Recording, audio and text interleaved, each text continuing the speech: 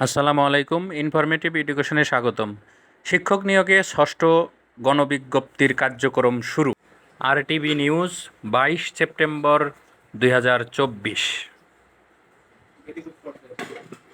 বেসরকারি শিক্ষা প্রতিষ্ঠানে শিক্ষক নিয়োগে ষষ্ঠ গণবিজ্ঞপ্তি প্রকাশের কার্যক্রম শুরু করেছে বেসরকারি শিক্ষক নিবন্ধন ও প্রত্যয়ন কর্তৃপক্ষ এনটিআরসিএ।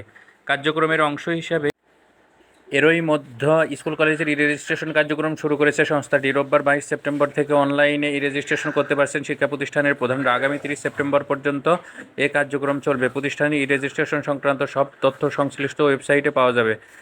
এদিন এনটিআরসি এর সদস্য মোহাম্মদ সিদ্দিকী স্বাক্ষরিত এক বিজ্ঞপ্তিতে ই রেজিস্ট্রেশন কার্যক্রম শুরুর কথা জানানো হয়। বিজ্ঞপ্তিতে উল্লেখ আছে, বেসরকারি শিক্ষা প্রতিষ্ঠানের শিক্ষকদের শূন্যপদ সংক্রান্ত তথ্য অনলাইনে সংগ্রহের জন্য এনটিআরসিএ কর্তৃক ই রেজিস্ট্রেশন কার্যক্রম 22 সেপ্টেম্বরের থেকে শুরু হবে। এ সংক্রান্ত বিস্তারিত তথ্য এনটিআরসি এর ওয়েবসাইটে ই রেজিস্ট্রেশন নামক সেবা বক্সে ই রেজিস্ট্রেশন নির্দেশিকা নামক মেনুতে দেওয়া আছে। নির্দেশিকা অনুযায়ী আগামী 30 সেপ্টেম্বরের মধ্যে ই রেজিস্ট্রেশন কার্যক্রম সম্পূর্ণ করার জন্য অনুরোধ করা হলো।